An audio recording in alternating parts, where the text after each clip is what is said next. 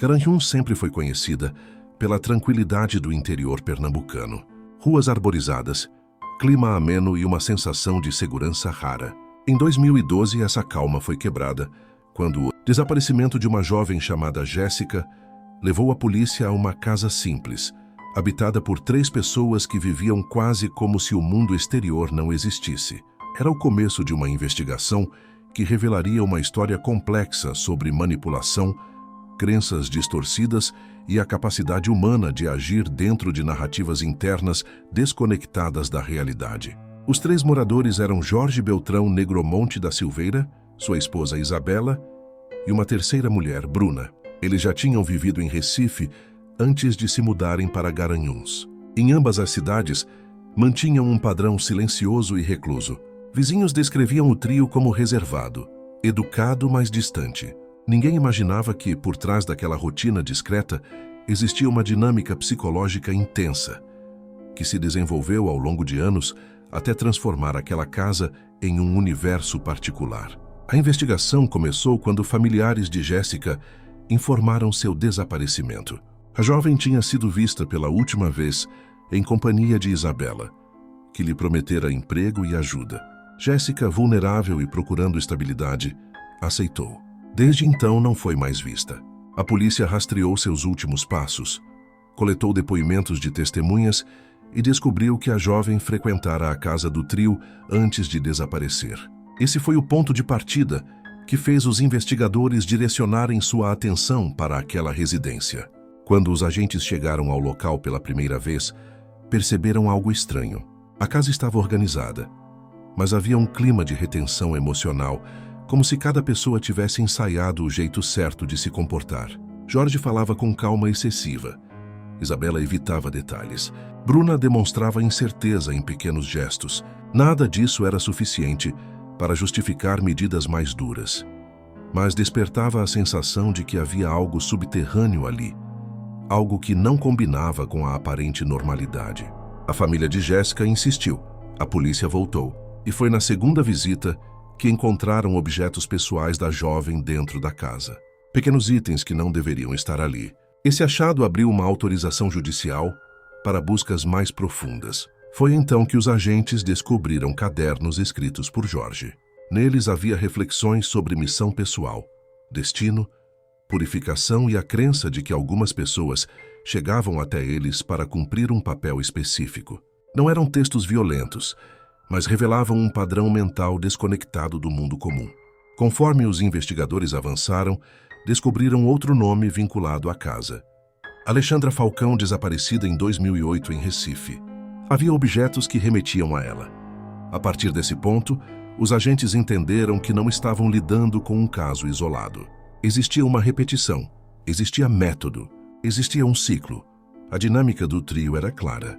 Eles ofereciam abrigo e emprego a mulheres em vulnerabilidade, conquistavam confiança, criavam dependência emocional. E depois, dentro da lógica criada por Jorge e adotada por Isabela e Bruna, decidiam o destino daquelas mulheres. Era um sistema fechado, movido por crenças simbólicas e reforçado pela ausência de contato com o mundo real. No fim da primeira parte da investigação, a polícia sabia que estava diante de uma história que iria muito além do desaparecimento de Jéssica.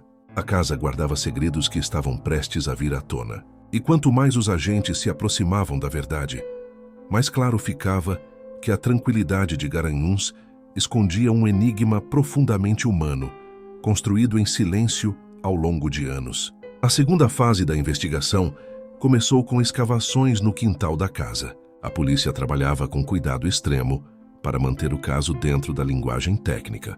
Mesmo assim, o que encontraram foi suficiente para confirmar que Jéssica não havia deixado aquele endereço viva. Eram fragmentos analisados pela perícia, que ligavam de forma conclusiva a jovem ao quintal da residência. Essa descoberta mudou completamente o rumo do caso e reforçou a suspeita de que o trio tinha envolvimento direto em outros desaparecimentos. Ao aprofundar as buscas dentro da casa, mais evidências surgiram. Objetos de Alexandra Falcão, desaparecida 4 anos antes em Recife, foram encontrados entre os pertences do trio. Alinhando a cronologia dos eventos, A polícia percebeu que o grupo havia repetido o mesmo padrão em 2 cidades diferentes. Atraíam mulheres vulneráveis, ofereciam apoio, desenvolviam vínculo emocional e depois, dentro de sua lógica interna, assumiam controle sobre elas. A parte que mais chocou os investigadores não foi a descoberta das vítimas, mas o método usado para ocultar rastros. Durante as buscas, a polícia confirmou que uma parte das vítimas havia sido utilizada como ingrediente em salgados preparados por Isabela. Esses salgados eram vendidos em pontos da cidade. Para a investigação, isso não era tratado como ritual macabro, como divulgado pela imprensa sensacionalista, mas como uma estratégia prática de ocultação usada dentro da lógica distorcida do trio. Não havia objetivo comercial. Havia apenas a intenção de impedir que qualquer evidência fosse encontrada facilmente. Enquanto isso, os peritos analisavam os cadernos de Jorge. O conteúdo, embora não violento, mostrava que ele acreditava cumprir uma missão espiritual que exigia eliminar o que considerava impuro. Essa crença, reforçada por anos de convivência fechada, influenciou diretamente Isabela e Bruna. As duas, emocionalmente frágeis e isoladas da sociedade, passaram a enxergar Jorge como alguém que possuía um propósito maior. Assim, assumiam papéis dentro dessa estrutura sem questionar. Era delírio compartilhado em sua forma mais pura. A polícia entrevistou o trio por dias. Cada conversa revelava mais sobre a dinâmica interna da casa. Jorge falava com frieza analítica, como se explicasse uma tese. Isabela demonstrava arrependimento confuso, mas afirmava que acreditava estar fazendo o certo no momento dos fatos. Bruna alternava momentos de fragilidade com afirmações seguras sobre a missão do trio. Para os especialistas, aquele padrão mostrava que elas haviam se tornado dependentes da narrativa construída por Jorge. Ao final das buscas, a polícia reuniu um conjunto sólido de provas. As evidências físicas, as conexões com vítimas anteriores, os laudos psicológicos e as confissões formaram um quebra-cabeça que finalmente revelava a verdade. A casa funcionava como um pequeno universo, onde a lógica interna era mais forte do que a realidade. E dentro desse universo, as vítimas eram tratadas como peças de um propósito simbólico criado pelo trio. A cidade de Garanhuns reagiu com incredulidade. A ideia de que os salgados vendidos em pontos da cidade tinham sido usados como meio de ocultação chocou a população. Mas o foco da investigação oficial sempre foi entender como 3 pessoas comuns haviam desenvolvido um ciclo tão complexo. Não era apenas crime, era psicologia profunda. Era vulnerabilidade emocional transformada em convicção. No final da segunda parte da investigação, a polícia tinha todas as respostas necessárias para levar o caso ao julgamento. Mas restava ainda entender o porquê.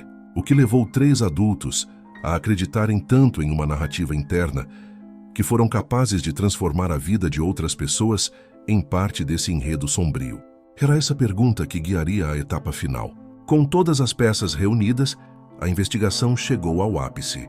Agora era necessário formalizar o processo que levaria o trio a julgamento. As entrevistas realizadas nesse período revelaram muito sobre a mente de cada um. Jorge se apresentava como líder espiritual. Para ele, suas ações estavam alinhadas a uma missão pessoal voltada para purificação e destino. Era claro que sua visão de mundo estava profundamente distorcida, mas igualmente claro que ele acreditava nela. Isabela e Bruna, por outro lado, demonstravam estar emocionalmente submetidas à lógica de Jorge, como se tivessem perdido a capacidade de questionar ou enxergar alternativas. Esse tipo de fenômeno, amplamente analisado pela psicologia, é conhecido como delírio compartilhado. A perícia apresentou em detalhes ao Ministério Público como o trio atraía vítimas. As 2 mulheres eram responsáveis por abordar mulheres vulneráveis, quase sempre com ofertas de trabalho ou promessa de abrigo. Após conquistar confiança, a vítima se mudava para a casa e em seguida desaparecia dentro da rotina criada pelo trio. Não havia impulsividade. Havia planejamento, repetição e uma lógica simbólica interna que transformava cada ação em parte de um propósito maior. A prática de usar parte das vítimas na preparação de salgados foi confirmada pela polícia como meio de ocultação. Isabela preparava os salgados e os distribuía em pontos da cidade. O objetivo não era comercial e sim prático. A estratégia dificultava a localização de evidências e, dentro da lógica do trio, servia como forma de eliminar qualquer rastro físico. Essa parte da investigação chocou o país quando veio a público, mas foi tratada com cuidado durante o julgamento, sempre dentro de linguagem técnica e controlada. O julgamento aconteceu em 2014 e atraiu atenção nacional. A promotoria apresentou os laudos psicológicos, as evidências encontradas no quintal e os objetos das vítimas localizados na casa.